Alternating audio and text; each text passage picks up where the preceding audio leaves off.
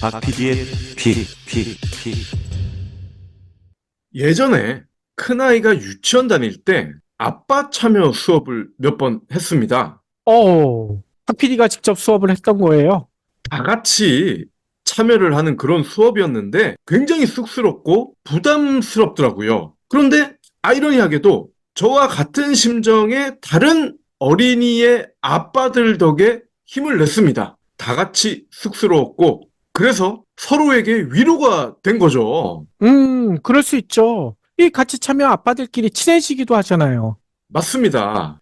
그래서 한 아빠 동무와 인사를 했고요. 나중에 치과 올 일 있으면 오라더라고요. 알고 보니까 그분이 그 동네에서 치과를 하셨던 의사 선생님이더라고요. 아이고, 아빠 참여 수업 오셔서 영업하신 거 아니에요?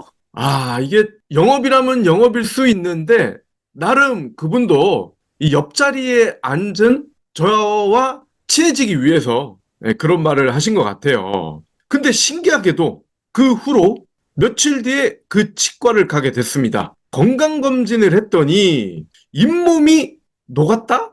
헐었다? 라면서 이걸 씌워주는 치료를 해야 한다라고 하더라고요. 저도 비슷한 증세가 있어서 치료를 받고 있거든요. 예, 그래서, 그럼 이거 여기서 하면 얼마냐? 라고 하니까 굉장히 비싸더라고요. 순간 유치원에 아빠 동무가 생각났고 이튿날 바로 그 치과로 달려갔습니다. 설명을 들어보니 칫솔질을 격하게 하는 사람들이 주로 이런 증상이 나타나고 줄어든 잇몸의 면적만큼 대체제로 보완을 해야 한다라고 하더라고요. 그러니까요. 이게 차인표병이라면서요. 이 차인표가 그렇게 양치질을 격하게 한대요. 예. 그 드라마 속 장면인데, 그 드라마가 거의 40년 가까이 되지 않았나요? 근데, 이 보완을 해주는 물질이 국산, 수입, 이렇게 나눠져 있고, 수입은 그 중에서도 여러 가지가 있다. 대신에 수입 중에서 가격이 비쌀수록 품질도 좋아서 한번 시술을 하면 치과를 재방문하지 않아도 되는 가능성이 커진다. 다만 국산은 건강보험 처리가 돼서 저렴하긴 한데 이게 퀄리티가 떨어질 가능성이 크기 때문에 치과에 자주 와야 하는 불편함이 있을 수도 있다. 그러니 판단은 아빠 동무가 하시되 가급적이면 수입 중에서도 저렴한 걸 추천합니다. 라고 하시더라고요. 그래서 그럼 그걸로 하면 얼만가요? 했더니 20만 원대가 나왔습니다. 근데 제가 건강검진을 할 때 의사 선생님, 치과 선생님은 40만 원에서 50만 원을 불렀거든요. 결과적으로는 반값 정도로 내려간 거죠. 결국 처음 저를 진료하셨던 그 분은 다른 대안은 다 건너뛰고 가장 비싼 수입품만 제안을 한 셈이죠. 그러니까요. 아니, 저는 제가 다니는 치과에서 굳이 수입품 쓸 필요 없다. 보험되는 거 하셔도 된다. 해가지고 보험되는 거 했거든요. 그랬더니 가격이 10만 원도 안 나왔고, 그리고 또 재미난 것은 치과는 실손 처리가 안 되잖아요. 근데, 요거는 실손 처리까지 되더라고요. 그래서 제가 드는 돈이 거의 없었어요. 그래서 매년 스케일링 할 때 요거 치료 받고 있거든요. 예. 그때 처음 양심치과라는 걸 알게 됐습니다. 물론 어, 아빠 동무도 일반 환자에게는 비싼 치료법을 추천할 수도 있지만 적어도 동고동락한 전우에게는 양심적인 의사였던 것 같아요. 다행인지 불행인지 그때부터 치과에 대한 불신이 생겼고 이가 좀처럼 아프지 않으면 치과를 가지 않는 나쁜 버릇도 생겼는데 아니나 다를까 이사를 오고 나서 다시 아빠 동무 치과를 갈 수 없게 됐고 집 앞 치과에 충치를 치료하러 갔더니 보험 처리가 되는 아말감 아예 리스트에 없고요. 인레이라고 하나요? 이런 비싼 치료법 10만 원, 20만 원짜리 치료법만 언급을 하더라고요. 게다가 몇 달 전 찍었던 엑스레이도 또 찍자고 해서 얼마 전에 찍었는데 뭘 또 찍냐라고 했더니 그럼 그건 안 하셔도 됩니다. 이러더라고요. 그러니까요. 아니, 그러니까 치과도 진짜 한 군데 가면 안 될 것 같아요. 저희 동네에도 이렇게 비싸게 바가지 씌우는 데도 있지만 제가 가는 데처럼 양심적으로 치료해 주시는 데들도 있거든요. 그러니까 여러 군데 다녀보면서 비교해 보시는 게 진짜 좋을 것 같아요. 애청자 여러분들도 비슷한 경험이 많으실 거예요. 특히나 부모님 임플란트 할 때, 이게 가격 부담이 꽤 큽니다. 그래서 누구 말을 믿어야 할지 고민이 많을 거예요. 양심치과라고 해서 소개를 받은 곳에 갔더니 이미 예약이 꽉 차 있고 정말 발을 동동 구를 수밖에 없을 겁니다. 40년 경력의 현직 치과 의사가 일부 치과업계에 만연해 있는 고질적 병폐에 대해 내부 고발을 했습니다. 건강보험이 되는 저렴한 치료 대신 비싼 치료를 권하고 충분히 살릴 수 있는 치아도 뽑은 뒤에 임플란트를 강요하는 게 만연해 있다. 요거 바꿔야 된다. 이렇게 주장을 했습니다. 아하. 이 뉴스에도 많이 나오는데 나오는 이유가 책이 있다면서요. 맞습니다. 김광수 선생님인데요. 책 이름이 임플란트 함부로 하지 말아야 할 이유입니다. 임플란트의 가장 큰 장점은 결손치의 경우 그것을 수복하는 데 있어서 옆 치아를 깎지 않아도 된다는 것이다. 근데 브릿지를 하지 않아도 되는데 해왔고 살릴 수 있는 치아도 쉽게 뽑는다. 박기 어려운 자리에도 무리하게 골 이식을 하고 박다가 의사나 환자가 모두 고생하는 일도 있다. 이렇게 설명을 합니다. 임플란트를 하면 10년 뒤 치조골이 녹아 있는데 그 자리에는 다시 임플란트를 할 수가 없다고 합니다. 그렇기 때문에 최대한 가능하면 원래 일을 살려내야 되고 그게 치과 의사의 역할인데 웬일인지 요즘 치과 의사들은 살리는 건 별로 신경 쓰지 않고 무조건 뽑고 임플란트 받고 이런다는 거죠. 그러니까요.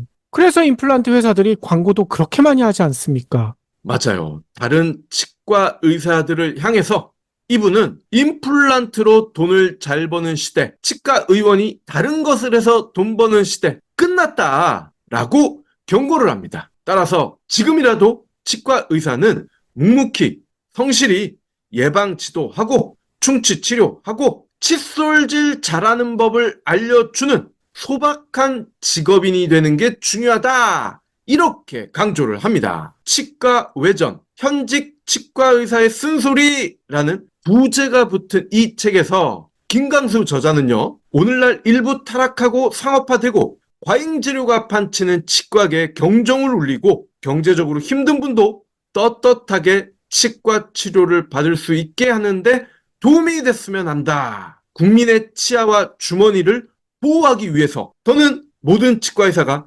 국민의 불신을 받는 사태까지 가지는 말아야 한다고 생각했기 때문에 이 책을 썼다. 이렇게 밝혔습니다. 오호. 앞서 말씀드린 대로 소위 장사 잘하는 치과에 가면 멀쩡한 이도 썩은 이로 둔갑을 한다. 이렇게 주장을 하십니다. 저도 겪었지만 보험이 되는 아말감 치료 대신에 이보다 20배, 30배 비싼 금리, 인레이 치료를 권한다는 거죠. 그럼 왜 이들이 이렇게 비싼 치료만 권할까? 병원을 차릴 때 돈이 너무 많이 들어간다. 그렇기 때문에 많이 뽑아내야 된다라는 설명입니다. 실제로 치과 가보면요. 저도 물론 개인적인 경험이긴 하지만 5군데 갔을 때 거의 4군데는 호텔을 방불케 하는 그런 인테리어를 하고 있습니다. 그러니 아말감 충치 치료에서는 본전을 뽑을 수가 없겠죠? 그러니까요. 그렇기 때문에 치과 선택하실 때는 해당 자리에서 10년 이상 계속 영업하는 조금 허름한 치과를 가는 게 오히려 더 나을 수도 있다라는 얘기들을 많이 하더라고요. 맞아요. 허름할수록 나의 주머니는 가벼워질 겁니다. 책에는요, 이를 건강하게 하는 관리법 이런 것들도 나와 있는데 대표적인 게 회전법 칫솔질이라고 합니다. 치아의 뿌리에서 위쪽까지 돌려가면서 닦는 방식이래요. 더 자세한 설명은 유튜브를 검색하면 쉽게 따라할 수 있다고 하네요.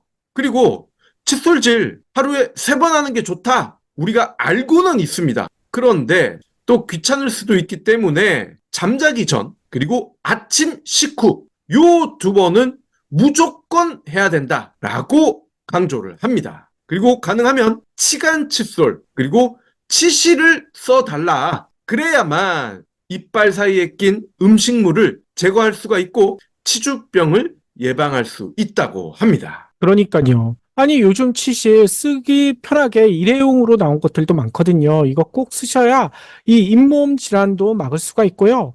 이 치실 쓰는 게 암이나 치매까지도 예방할 수 있다고 하더라고요. 이거 반드시 하셔야 될 것 같고요. 그리고 또 하나 중요한 거, 매년 한 차례 우리나라에서는 건강보험에서 스케일링을 받을 수가 있거든요. 네.